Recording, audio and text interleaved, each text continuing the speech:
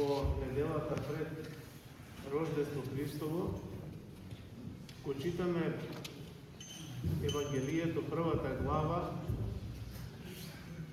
од Евангелието според Светиот апостол евангелист Матеј, каде што се спомнува родословот на нашиот Господ Исус Христос. Родословот од човечка линија, затоа што нашиот Бог се воплоти од нас луѓето, од нашиот род човечки.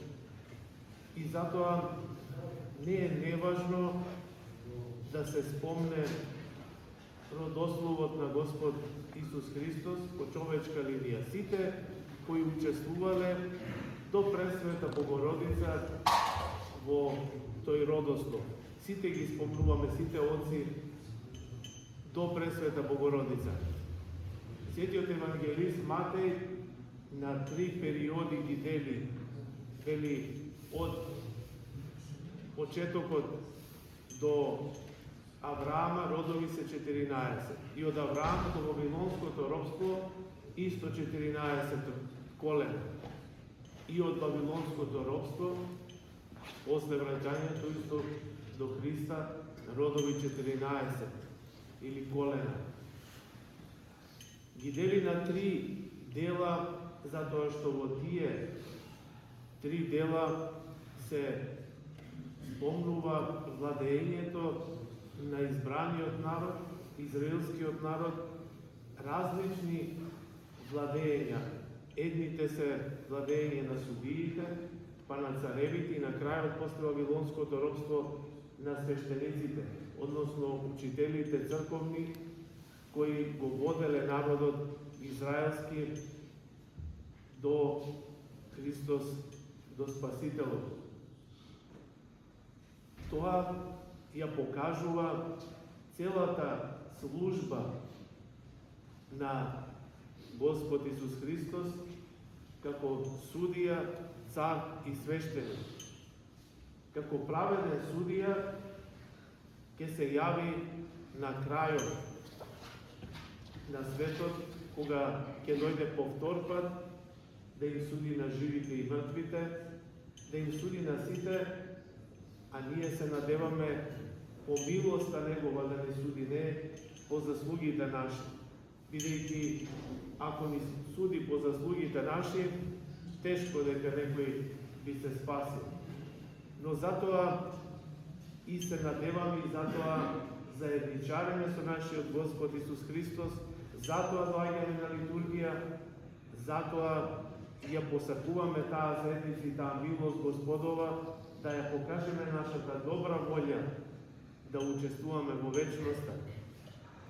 Како цар пак дојде, но никој не го позна како цар.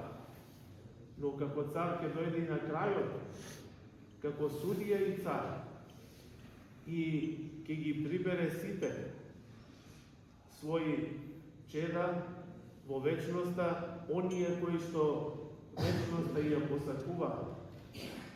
А пак повторно се навраќаме на ова заедничарење кое имаме на светата литургија и без кое заедничарење не можеме да се надеваме дека ќе учествуваме во славата на Царот, на нашиот Господ Исус Христос. И секако, како свештеник, како оној кој принесува жртва, тој дојде и себе си се принесе за сите нас. Себе си се принесе на жртва и вкуси смрт, но и воскресна и на сите нас ни го покажа патот кон воскресението. Ете тако Бог ние имаме. И на тој родослов и ние се накалемивме, откако Христос дојде и го исполни целиот закон и на сите нас ни го покажа патот, но еден нов критериум ни покажа.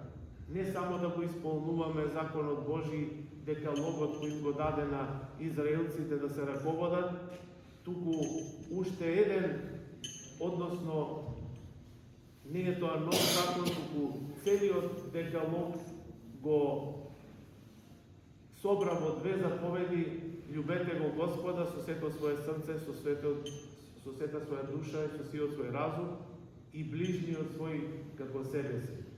Во овие две заповеди се собира 10 Божи заповеди кои ни кажуваат кој е нашиот Бог и каков однос треба да имаме кон Бога, но и кон ближните, давајќи ни заповеди да не лажеме, да не крадеме, да не посакуваме туѓо, да ги почитуваме родителите и ближните своји. Таков еден критериум ни донесе Господ и уште еден критериум кој што за нас е многу важен. Не е само да не правиме она што не сакаме нам да ни го прават, туку една активна форма од тоа да правиме она што сакаме другите нам да ни го прават.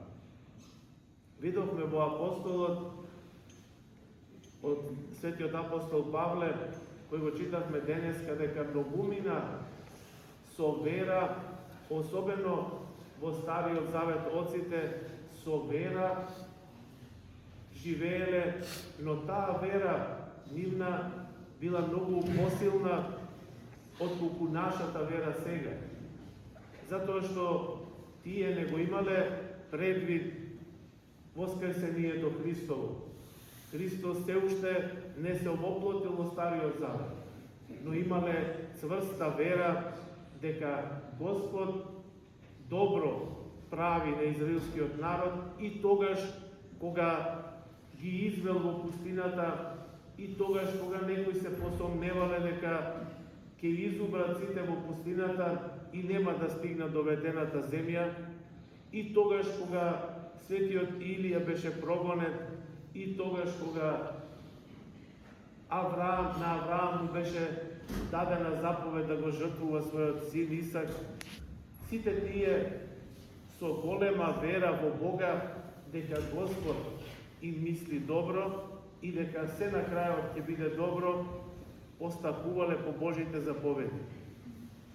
Ние во Новиот Завет го имаме воскреснатиот Христос и тоа за нас е проверена работа. Светиот апостол Тома и физички го провери воскресението Христово.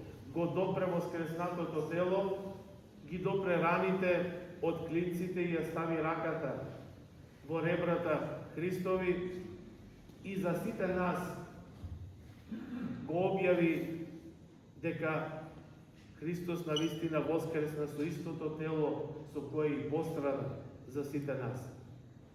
И тоа е потребно и за нас да веруваме, но можете да замислите колку било тешко да се одржи верата на отците во Стариот Завет, кога не го имале предвид воскреснатиот Христос и чудата што ги направил Христос.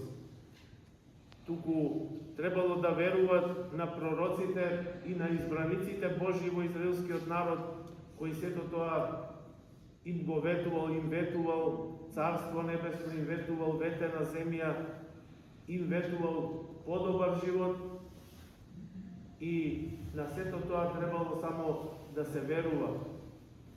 Светиот апостол Павле во апостолот вели за оние кои што пострадаа после Христос, кои што со вера затворија усти на лавови, што велат ги биле фрлани христијаните на лавови, биле мачени. Вели некој на еден начин, некој на друг начин стигнал до Царството Небесно. Со тоа сака да ни покаже дека не треба сите да бараме исти пат кон Господа и исти третман од Господа овде на земјата. Туку треба да го бараме Царството Небесно, а на кој начин Господ ќе не доведе до таму, тоа да го препуштиме на Бога. Дали некој ќе пострада овде за Христа, или пак целиот живот ќе го помине мирно, но сепак со вера во воскресението, тоа станува небитно во однос на она што Господ ни го нуди како наследство, а тоа е обожување на нашето битие и станување вечни, од времени вечни битија, од распадливи нераспадливи. Ете затоа дојде Христос. Затоа се радуваме на рождеството Христово, затоа го славиме, затоа што животот вечен ни го даде и ни го дава постојано. Затоа гледате, уште пред да дојде рождеството Христово, 10 дена пред тоа пееме за рождество Христово, а пак катавасијата уште многу порано од воведението на Пресвета Богородица, почнуваме да ја пееме катавасијата Христос се раѓа, славете. И таа катавасија ќе се пее се до новата година, до Свети Василий Велики. Ете затоа приличи на нас да се радуваме затоа што Господ заради нас од голема љубов прими облик на слуга. Се понижи себе си за нас луѓето да не возвиси до неискажливи височини. Онаму каде што ниту ангелите немаат пристап, а тоа е од десната страна или фигуративно речено десната страна на Бога, односно од веднаш до Бога, веднаш до славата Божја, веднаш до Бога Отца. Така Господ ја награди човечката природа, која ја створи нешто помала, по-несовршена од ангелите, но со слава и чест ја овенча, како што сведочи и светиот апостол Павле.